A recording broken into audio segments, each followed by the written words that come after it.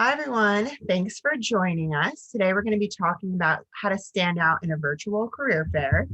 We have two alumni that will introduce themselves in a moment who are with us this evening, Samir and Taylor, who both are alumni from the School of Management and Labor Relations. And also, I think Samir mentioned that he also double majored with School of Communication and Information.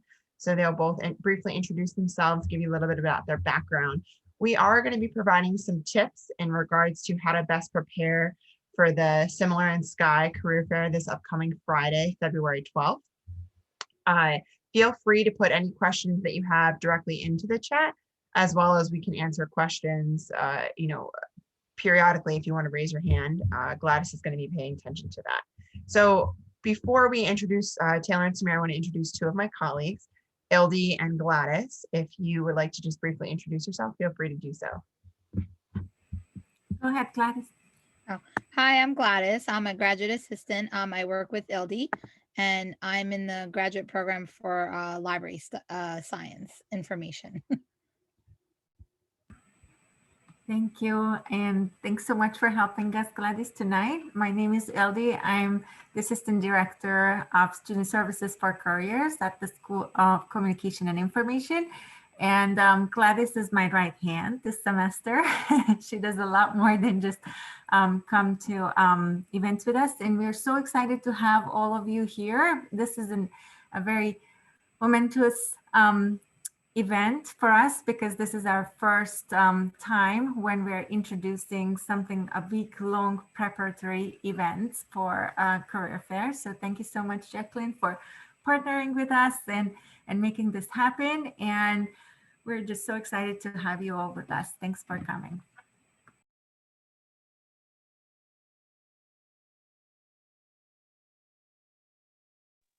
Jacqueline, I think you're on mute. Sorry, Samir, would you like to introduce yourself first? Sure, absolutely. Well, I just want to thank everybody, first of all, for having me and for everybody for joining this session. I think sessions like this are really great. And my hope here is that we'll be able to provide you with some insight that could help you stand out at a virtual career fair. So for myself, I double majored at Rutgers University with information technology and human resources management. And I've been with NBCUniversal for almost 5 years now, pretty much as soon as I graduated out of school. And in my time, my career, my role has kind of progressed with the company. But my role currently with the company is that I'm a human resources program and project manager. So I'm very excited to talk to you guys a little bit more about my experiences and, of course, answer any questions you guys may have. Taylor? Hi, my name's Taylor. I graduated from Rutgers in 2019. I had a degree in communication from Sky, and I double minored in human resource management and organizational leadership. I'm currently sitting in my first big girl role since I graduated. I work for PGIM Fixed Income, which is Prudential's asset management group, and I'm a human resource specialist, but I've had lots of different experiences along the way. I've had a lot of different internships in marketing, PR, communications, HR. So I'm really excited to get to talk to you guys. I was just in your seat. I know exactly how you feel. And now you're doing it virtually, which I give you props. So I'm excited to be here. Thank you for having me. And I'm, happy to help with anything that we can. Great, thanks. So just to get us started, I want to just briefly go over what the purpose of a career fair is. So sometimes some students have some confusion about what is a career fair. Is it 100%, interviewing where you're getting interviewed on the spot? Or mainly the purpose of a career fair is to connect with recruiters to learn about companies, about available positions. Most times they're there recruiting for an internship or a job. And so you have the opportunity to ask as many questions as you want just to gather more information about those particular roles. If you aren't currently in the market looking for an internship or a job, but you want to just get some information about that organization, a career fair is a great opportunity to do that. Very similar to attending an info session. And the way that virtual career fairs are set up, there are information sessions for companies within the fair in Handshake. So you have the opportunity during a virtual career fair to really showcase your skills, your accomplishments, expand your network. Anybody you meet with during the career fair, you can add them on LinkedIn and touch base later. And it also gives you the opportunity to practice professionally introducing yourself. So we're going to talk a little bit about elevator pitch, and I'm sure Samir and Taylor will have some tips for that too. So you want to make sure that you set up your virtual space for a fair. Again, it is a little bit different than when you are in a in-person career fair. You want to make sure that you're comfortable using the platform. So if you have not, really used Handshake more than just signing up for events, you might want to just sign in and just play a little bit and understand where the tabs are. It's going to operate the virtual fair very similar to a Zoom call. So when you're doing a one-on-one 10-minute session, the recruiter will be on video. They'll be able to see you. You'll be able to see them. Hopefully both of you do have your cameras on. You're able to converse. And you'll have an opportunity to just, share about your background, but you want to make sure that you're in a professional setting. So you'll see, right now I'm looking at Taylor, but you can see her background looks very clean, neat. It's not as if she's in a messy room or in a loud kitchen. LD and I and Gladys had the background that you can, modify when you're on Zoom. You're able to do those things within Handshake too. So make sure that you're able to just adjust your background so it looks professional. And then one of the questions that I wanted to pose to Taylor and Samir is how would you recommend that students set up their atmosphere? So, I just kind of gave some tips, but in your opinion, maybe Taylor, you want to go first. What kind of environment should students feel comfortable in getting ready for a virtual fair? Absolutely. So one thing that is super challenging right now, and that I've experienced in every Zoom and MS Teams call that I've been on since I've been working from home since March, is not only making sure that you're comfortable in your space and that it's quiet, but that people actually know that you're using that space for an important call like a career fair or, an interview. So many of you, if you're, living at home with your parents right now, instead of on campus, or if you're on campus with roommates or housemates, let everybody know that you will be attending, a virtual fair from this time to this time, and ask them to, keep it quiet in the house. Tell your mom, tell your dad, hey mom, hey dad, I'm going to be on a call. Put a sign on your door, whatever it takes.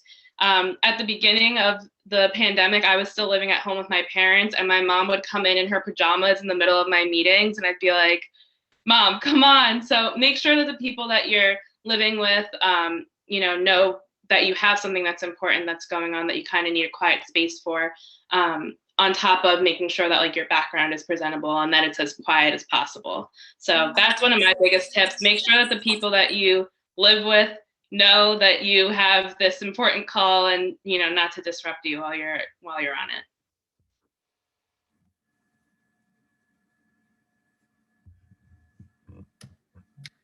Yeah, any tips? Sure. Absolutely. I think Taylor just gave some fantastic advice right there. And I really don't have that much to add there, except I do want to talk about the last bullet point that's on this slide right here, which is talking about having strong Wi-Fi. That is just so incredibly important, just because you don't really have that much time with these recruiters. And if you're taking up a couple of minutes with kind of maneuvering around your room or trying to switch Wi-Fi networks, it can cause some delays, it can cause some interruptions, and interrupt the flow of the conversation. So I love that tip. But above all, you should also just get comfortable. Find a chair that you feel comfortable in, that you won't find yourself fidgeting around in. For me, I'm a pretty fidgety person, and I have a standing desk. So I know that if I were to be standing and inside a virtual career fair, I know I'd be moving around a lot, swaying back and forth, which can be incredibly distracting. But my biggest tip above all is to turn your phone upside down or put your phone away somewhere. So that way, when it does light up, because it's going to light up, you guys have your social lives, you're not going to dart your eyes to the screen trying to read what's going on over there while also trying to pay attention to what the recruiter is saying. Great tips, thanks. So just to talk a little bit about dressing to impress, we want to have some professional attire, but I think Gladys has a question that she'd like to ask you all. So my question is, how should students start the conversation? Meaning so when you're in a virtual fair or even in real life, you have a finite amount of time. How do you pitch yourself in the best way possible when, the clock's counting down?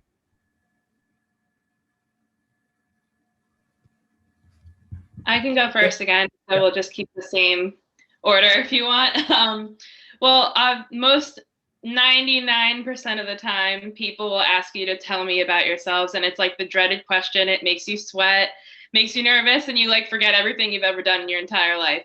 So the most important thing, and you guys have probably heard this a million times, is to make sure you have your elevator pitch ready, make sure you practice it, but don't be afraid, especially in like a virtual environment. It kind of goes with the dress to impress thing, to show a little bit more about your personality. Like, I personally tend to like use humor when I'm talking to people, especially virtually. You know, hey, you know, if you hear my dog, don't worry about it, but you know, I'm a dog lover and I am a senior and blah, blah, blah, blah, blah. So like, make your personality shine through, especially in a virtual environment. It's so hard, you know, to get some of that personality that you would normally have in person across when you're looking at someone on a screen. And it's a much more like awkward experience for a lot of people. So try your best to like be casual, be professional, but also don't be afraid to show a little bit of your personality. And like it says, like, colors look great on camera, you know, print, something that helps you shine through who you are, makes you feel confident, because that will come through when you're speaking to someone in an interview or a career fair. Great. And then Samir, I guess to speak more to that, what kind of attire do you recommend that students wear to the virtual fair? Absolutely. So I love that question. And, you know, as much as I would love to say to you all, just, you know, wear a sweatshirt, wear some sweatpants, and you know, you'll be all good. I would say put your best foot forward. And that doesn't mean that you have to necessarily get dressed up in a suit. But, you know, Taylor's attire is business professional. I would say my attire is business professional. You really want to make sure that you're presenting yourself in the best light possible, because there's going to be a day where you might potentially go from working virtually like we are now to being in the office. And, you know, recruiters are looking to see, can this person fit in with our office environment? Do they uphold themselves to a certain level that we're looking for when we hire people? Great.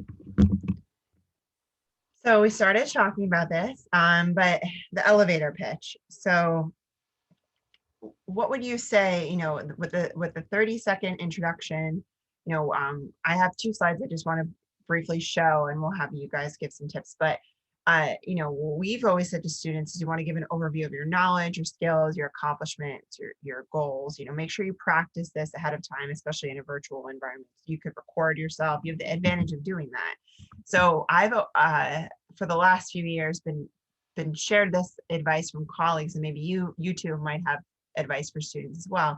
But I've heard the acronym called Share Your News. So it's sharing your name, your education, your work experience, and your skills. So I'll just leave this slide up there. And then Gladys, if you just want to pose one of those questions, we can have Taylor kick it off again. So the other question is, what advice do you have for students so they can make an impression on recruiters? Sorry, I said that. So any advice that you can offer them would be great. Yeah, so there's a bunch of different things that you can do, you know, to impress recruiters. But one thing I always say, and is so, so important, is not to downplay your skills or your experiences. You know, in college, this might be your first professional experience. Like, you might not have had an internship or a job yet that is considered in your like field of work. So, you know, maybe you've been a babysitter, maybe you've helped out with like a sporting team at home over the summer. Like, don't downplay those experiences, because there are so many valuable transferable skills and knowledge that you've gained from every experience that you've ever, you know, had. And one of the pieces of feedback that I've gotten a lot so far in my early career is that I do a good job of linking experiences that might not necessarily be aligned with like an HR job or a communications job, and making them relevant. So being in Greek life, having a position that shows that you're a leader, that shows that you have communication skills, you know, being involved in a club and helping organize meetings, like that shows that you're organized, you can handle scheduling. So like making sure that you use all of your experiences and tie them where you can back to like a job description that's posted for a position, or making them relevant to what you're speaking about with a recruiter will definitely impress them, because they'll see like, you have experiences that are valuable to them and to the whatever company or business that you're applying to. And also that you're a critical thinker, and that you can make a babysitting job, sound like you're working on Wall Street. And it's not to say like, that you're like buffing yourself up, but making sure that they understand what real life skills you gain from the experiences that you have. Great. Samir? Absolutely. I mean, basically own what you've been doing, right? And, just to give you guys some context, when I was at Rutgers, I worked at the Cook Campus Cafe. I've worked at the Barnes & Noble on campus. I was involved in Greek life. I was involved in a bunch of different organizations, right? But what I would try to do when I was talking to these recruiters, because it might be hard to find those connections between like, this is what I currently do, and this is how it kind of ties in with the job description, is I would talk about, what did you do for the organization or for the company that you were a part of? So for instance, if you worked on an event. Wait, Samir. Not really. Okay, go ahead. No problem. So if, for instance, if you worked on putting together an event for your Greek organization or whatever club that you're a part of, and you came in under budget and you sold out the event or whatever it may be, talk about those things, because what companies are looking for when they're talking to you is they want to know, what can so-and-so do for us? Great. That's really good advice. I feel like I'm always coaching students on that, and maybe you both agree with this as well. Try to keep in mind when you're attending a virtual career fair that, as Samir just said, employers want to know what value you can add to them. Oftentimes as students, you might be thinking about, oh, what can I gain from this internship, or what can I learn? And that's a valid point. Obviously, you want to learn, employers want you to learn and gain the skill set, but at the same time, they want to know what value you can bring. They don't want you to, be bringing them down. They're bringing you on board so that you can add value. So that's very key in keeping your mindset up to date when you're just thinking through the fair about, what companies might be of best interest to you. So there's multiple stages of a career fair. For those of you that might be familiar with the traditional in-person career fair, it follows through the same stages as a virtual fair. And you want to make sure before the fair you set up, your space, which is a little bit different, but you want to make sure you set up prepared with questions, you're researching the company, you've refined and tailored your resume, you've practiced your elevator pitch, what we've talked about, you've updated your LinkedIn and social media, you've planned out your day. In person, you might be planning out your route, but now you have to plan out your handshake schedule. So as you'll see, the first bullet point up here, make sure you set up your handshake schedule by signing up for group or one-on-one sessions with an employer.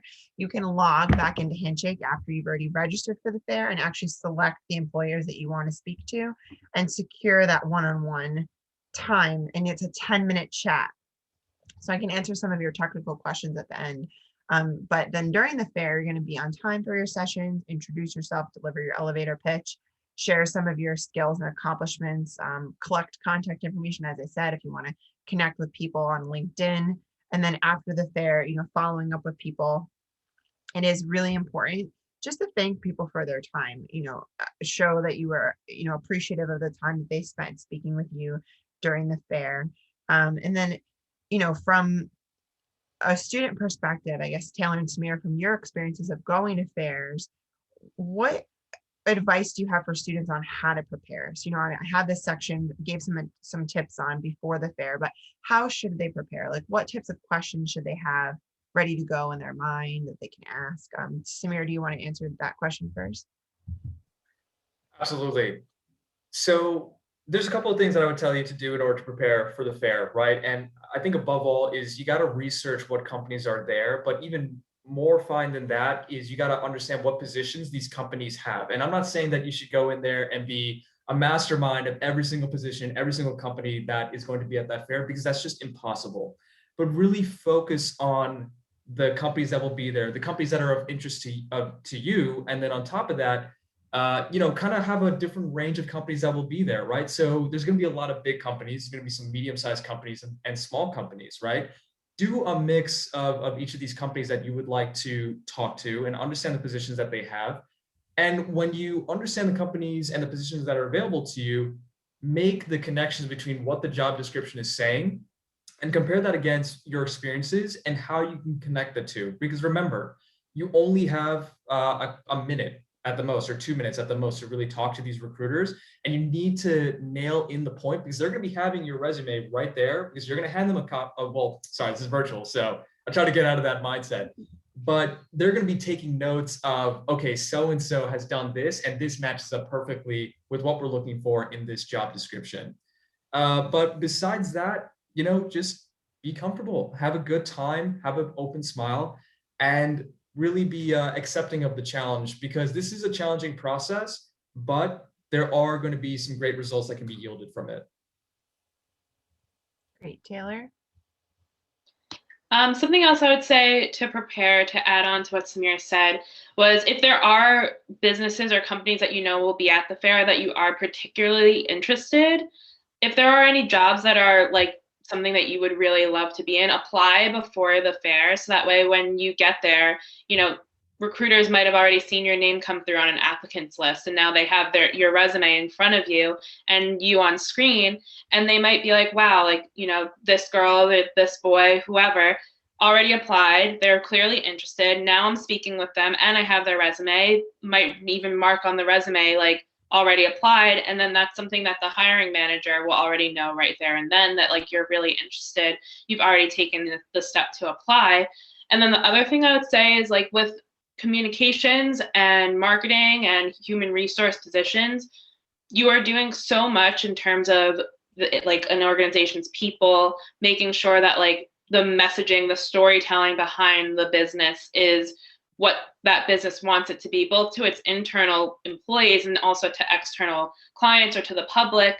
So I personally, in every job that I applied for and had an interview with, would always look up if there was any type of like mission statement, leader statement, like cultures, anything like that, that kind of told you a little bit more about what that particular business values.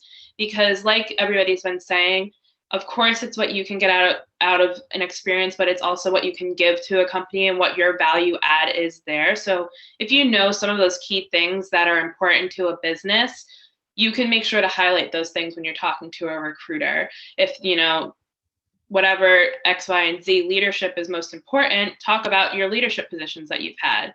If diversity and inclusion is the most important to them, maybe you've been on a diversity and inclusion like group at school or part of a class or whatever. So you know what to highlight when you speak with them. So that's one of my biggest tips and something I did all the time when I was applying to jobs after college. Okay, great. So we have a question from a student. Imania, do you want to unmute and ask your question? Yes. So my name is pronounced Imani. It's 2 words. Imani, sorry, I apologize. But the question I had, I guess you guys kind of touched on it like a little bit in your answers for the previous question, but what should we be highlighting in our pitch, in our elevator pitch for each company? What should we be highlighting as our experience and our skills? Because what if we got a lot of skills? What if we have a lot of experience doing a lot of things around campus? Like, what should we be focusing on in our interactions with these employers? Yeah, I can start by answering that question. That's a good question. And so like I was kind of already saying, really understanding the job descriptions that have been posted online versus what is on your resume and the accomplishments that you're proud of. But I also want to add in a point about speaking to things that you're passionate about, because that is so incredibly important for somebody to understand that this person is passionate about this work that they've done, and they can bring that sort of passion over to our company and potentially for an internship or a full-time position.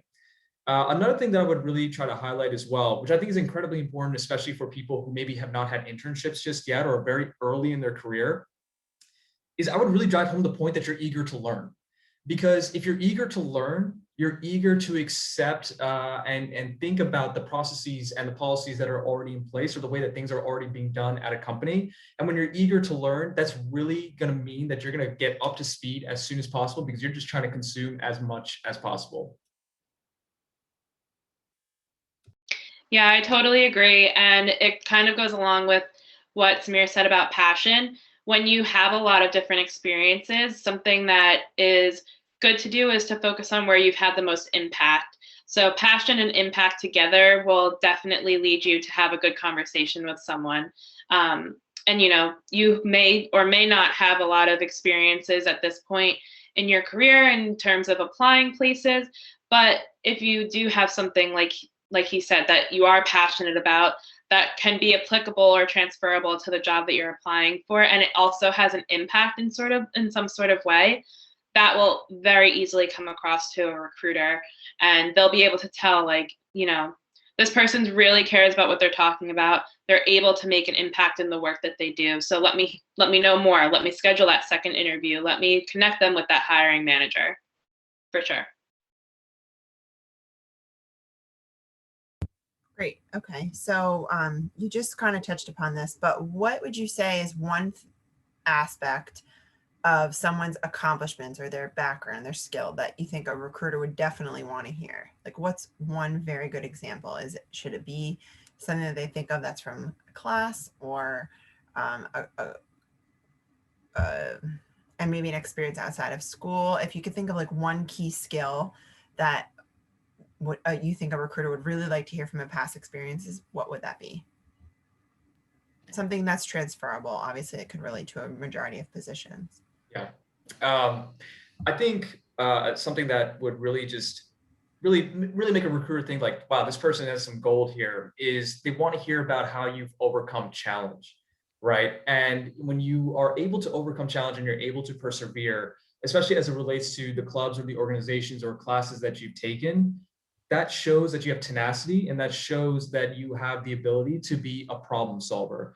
Like, I think it's really kind of important to stress here that, especially when it comes to early career positions or internships, right? These recruiters are not expecting for you to be geniuses. They're not expecting for you to be, comparable to somebody who has 10 to 20 years within the field. They really just want to know, like, how tenacious are you? How knowledgeable are you? What are you looking to learn? And then above all, what kind of skills can you bring to us, even though you may be early in your career?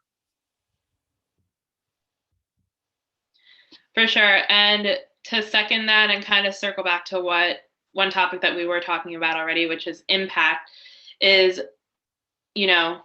I'm so sorry, I completely just blanked. What was the question? It's fine. We'll move to another question. It was something from like 8, 9 o'clock this morning. I had like 12 other Zoom calls today. I'm sorry. Totally. We all are human. We all get it. We were talking about skills, but we'll move to another question. Gladys actually has 2 more to ask you guys. Okay, so my question would be, Taylor, I've done that before too. I'm like, wait, what did I do? But you forget what you said, so I feel you. But the next question is, what are some questions they should prepare to ask recruiters? Also, how many, if too many questions, is it 3 an okay amount? Well, I guess depending on the time as well. So, if you could speak to that a little bit. All right, well, since I'm already unmuted and I forgot the last one, maybe I should go first. So 1 or 2 questions that I have used a lot, and I think probably 2 to 3 is a good answer. No more than maybe 4 or 5 minutes of additional speaking, but what does success look like to you for this role? That gives you a really good idea, and gives you kind of like a one last opportunity as a recruiter is describing what success looks like in that role, to tie anything back that you have experience in, or you've done, or you've accomplished that kind of is in line with their view of success. That I've used a bunch of times in internship, like in interviews, and it gives you, like I said, that last opportunity to kind of, if you missed anything that they actually think is important, it gives you that opportunity to add on to what you've already said throughout your interview. And then one other question that I really like, which kind of talks about the value add, what you can give to the company, is what is like the biggest challenge that you see this position helping solve? And that kind of tells you a little bit about what that current, group or business is facing, and how they see this position making that impact, what you can help do for that group, for that organization. And then this is something that might come up like just in conversation, but about like what the team or group looks like that you would be joining. Is it a very hierarchical organization or group? Is it very flat in terms of like, maybe it's you and one or two other people. That's always something really important too, which I would say the first two are probably more important, but it's another good one to ask just so you understand what kind of position you're looking at and what kind of group you're looking at. Yeah, those are seriously such great questions. And I've definitely been using some of those in my interviews as well. So I would highly recommend everybody to jot those down because those are on point right there. But besides that, in terms of other questions, what's great is we're currently at the beginning of the year, but you could kind of also say this at the beginning of Q1, Q2, Q3, Q4, and so on. You could ask the question, this is one of my favorite questions is, okay, so it's the beginning of the year, right? Fresh year, fresh new initiatives.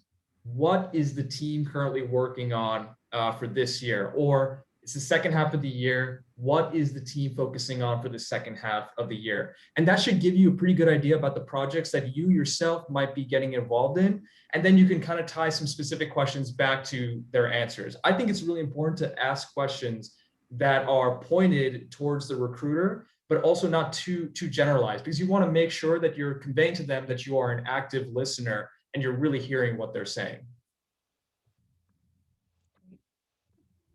Thank you, guys. Another question I have, so what aspects of the job should students research before going into the job fair? If I know Taylor spoke a little about the mission or the vision statements, but maybe if you could add a little more or elaborate on that. Yeah, so I would say one important thing is to know what the business and the company does actually that you're talking to, because I know how it is when you're applying to a million places and you have, a bunch of different phone interviews and screenings.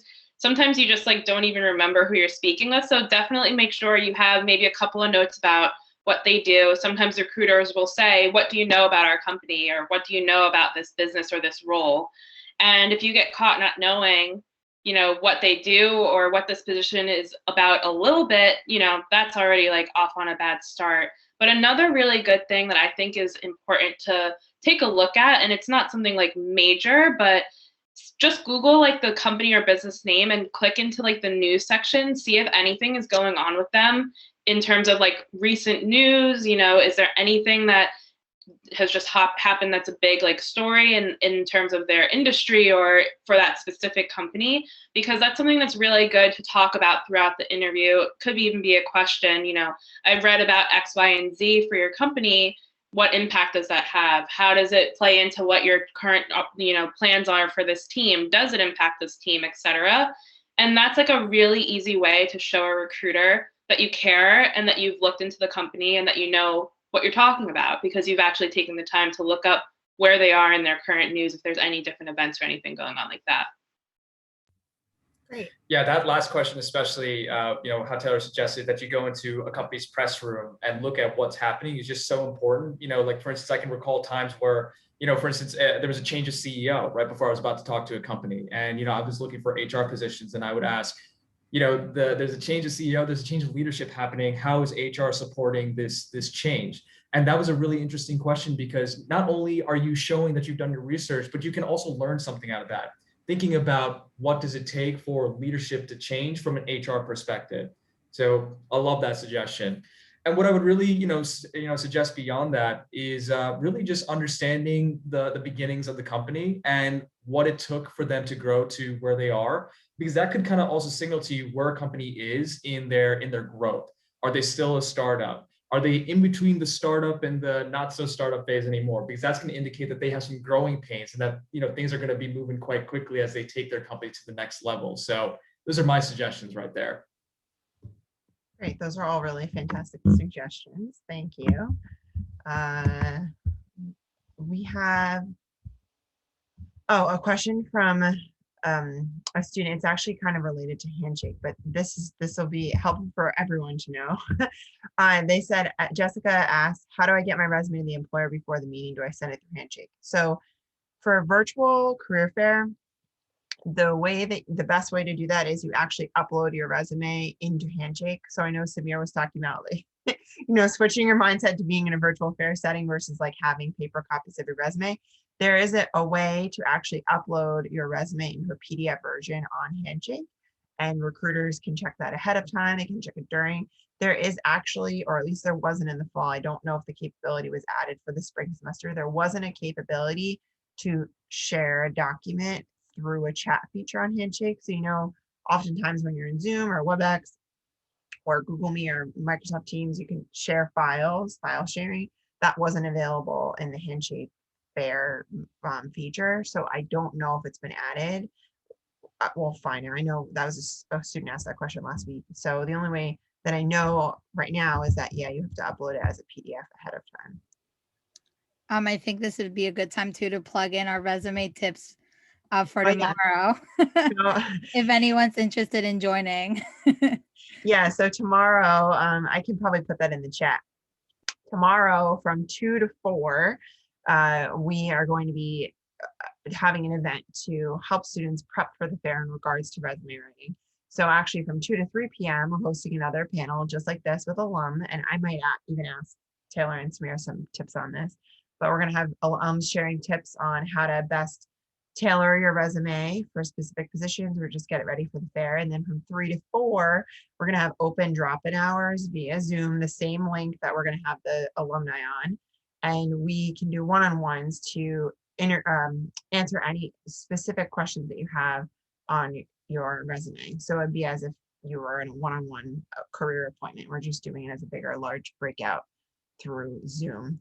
But Taylor and Samir, that's actually a good segue, because I don't think I have any other. Oh, I have one more slide about the schedule, but just to talk about that, with regards, not just the career fair, but if you had one tip, like one key takeaway for students in regards to tailoring their resume to jobs, what would it be? Or like, what is your biggest advice for editing and tailoring resumes for positions?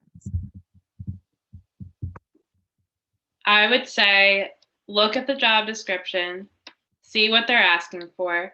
If there are like key words, key action items that are in the job description that you have also had experience with, like organized, planned, executed, whatever, things like that, have them on your resume. If there are programs or anything like that that they're looking for on the job description that you have experience with, Microsoft Office, Adobe, whatever, have them on your resume. Because with virtual recruiting and with virtual fairs and all of this stuff, there is a lot more of virtual scanning of resumes rather than physically reading through resumes.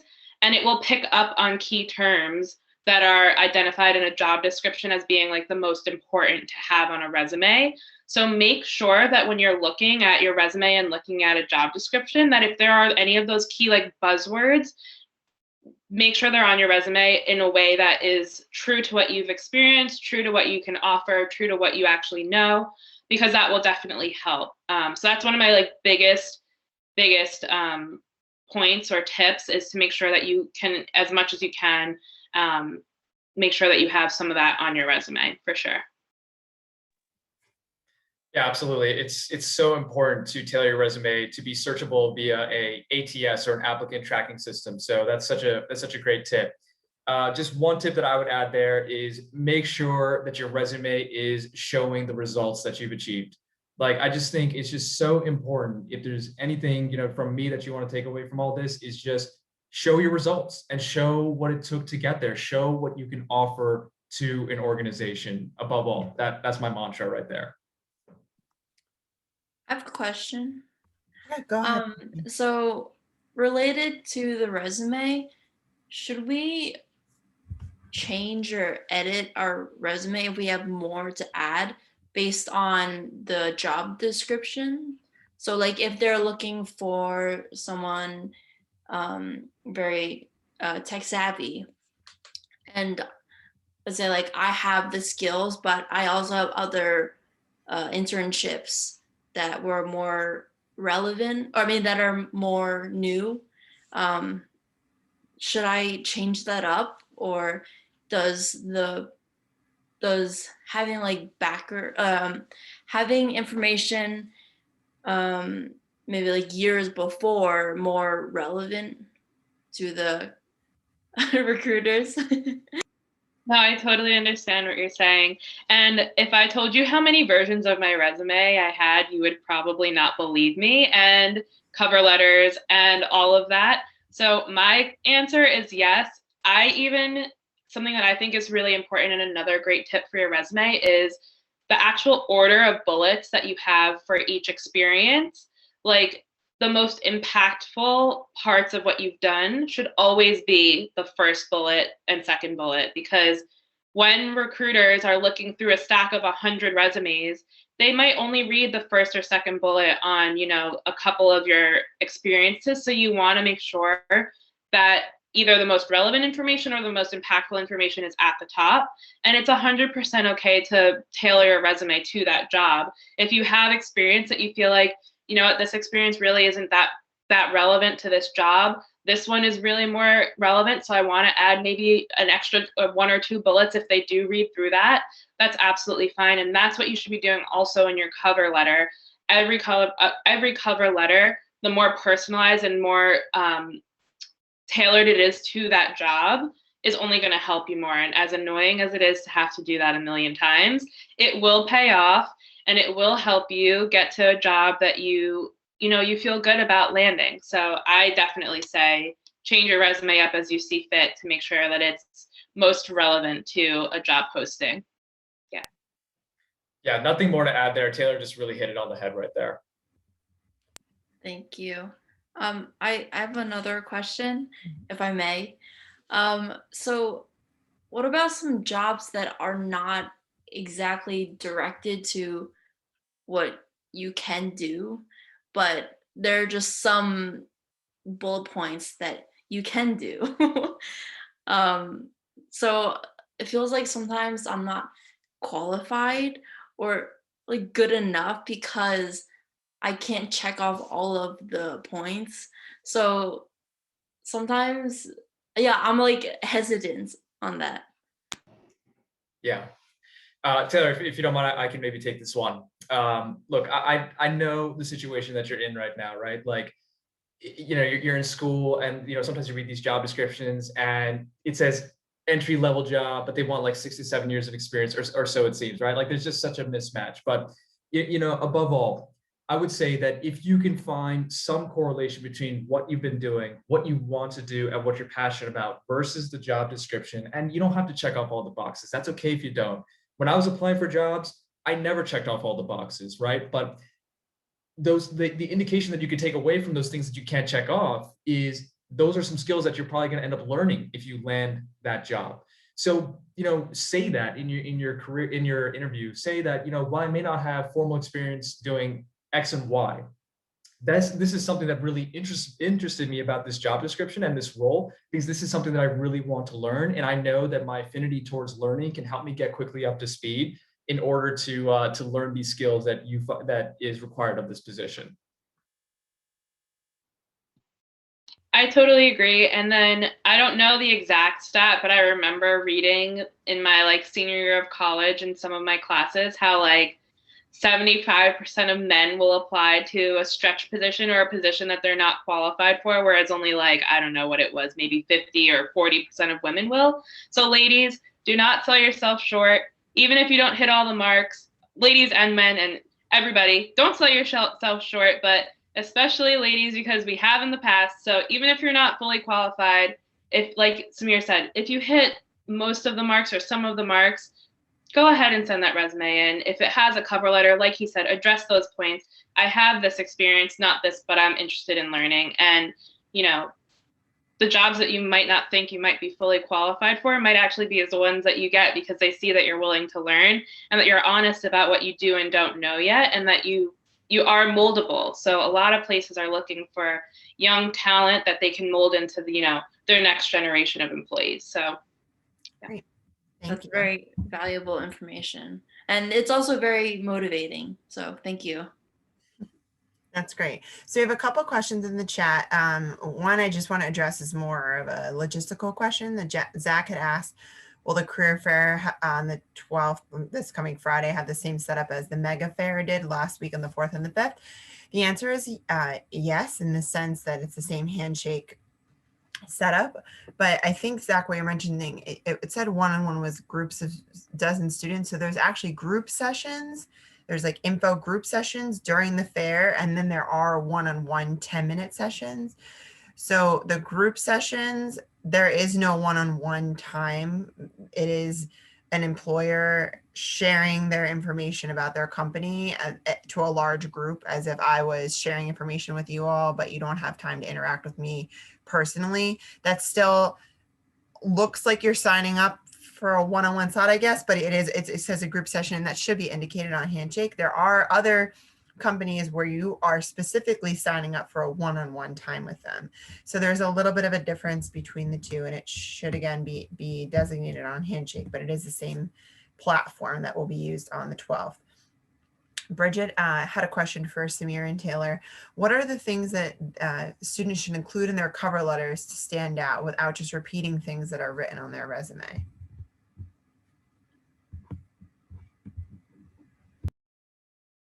So I would say this is your opportunity to highlight maybe that one or two experiences that are really like your shining star experiences. Of course, like you will have them on your resume, but this is your opportunity to really tell your story, to tell the value add that you can have to that organization or that company, and to basically like just kind of hit it home with why you would be a good fit for this position.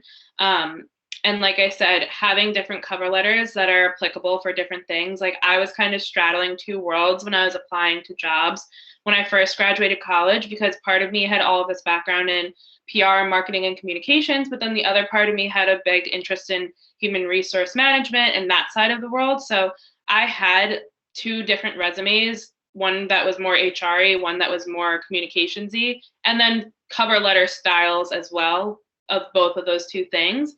And this is where I say like the mission or vision statement of an organization is something that's really great to kind of pull in your cover letter of saying, I know one of your top values is this, and this is a value that I have lived my life by through doing X, Y, and Z. So I always say like this is your opportunity to kind of tell the story about who you are, why you are a good candidate for this position, and what you can really add to this company if they were to select you for that job.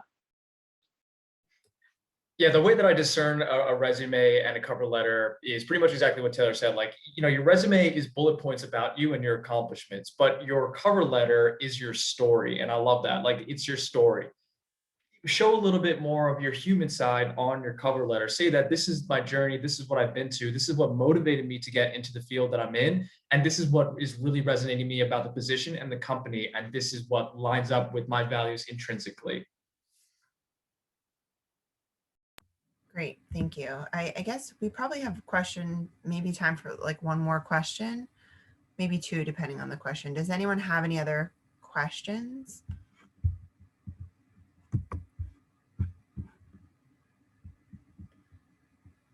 Yes, I have a question. Go ahead. Okay, I guess I don't know how well y'all would be able to answer this question, but like, what do employers, like what's a star like candidate for an internship? What are they really looking for when they go to these fairs, like, and they see someone and they're like, oh, that's gonna be my next intern? Like, what do they see? What are they looking for specifically? Like, if you give me like 3 points, because I know that it might be a lot more to it than that, but like if you give me like 3 points, what they're looking for. For me, it's been a while since I've interned. So maybe Taylor can speak more to this a little bit more than I can. But you know, I've been really trying to drive home this point about eagerness to learn, and I find that is really what people who are looking for interns, like that is what they're looking for. They're looking for your eagerness to learn. They want to see more so your course load. They want to see what sort of organizations you've been involved in as it relates to your major, or any clubs that you've been involved in as it relates to your major or your professional aspirations. So that's my piece of advice there, but maybe Taylor can definitely add a few more than I can. No, I definitely agree. Eagerness to learn is something that's super important. But what I will also say is in this day and age, their candidate pools are probably stronger than they've ever been. Everybody's in school, everybody's in clubs. What will make people stand out is that personality, that connection to the recruiter, to the business. And kind of goes back to what Samir was saying in terms of passion and impact. Like when you talk to a recruiter, when you talk to an employer, a hiring manager, whoever, make sure that you're showing your personality, because if they gravitate to you as a person and you also are qualified, that will make you stand out among everybody else, because so many resumes probably come across their desk that look similar to yours, that have great experience, internships, and all that. So who you are as a person is going to be what differentiates you.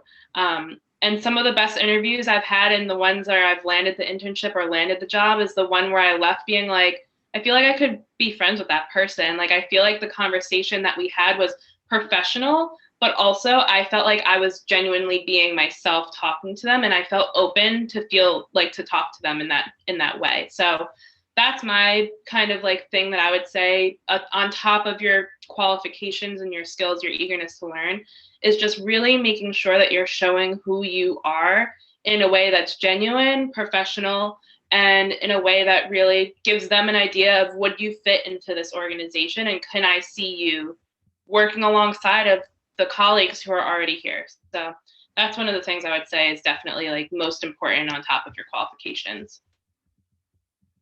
Great. Okay, so that is all the time that we have today. I just want to thank Samir and Taylor so much for your time and sharing your insight with students. We really appreciate it. I'm just gonna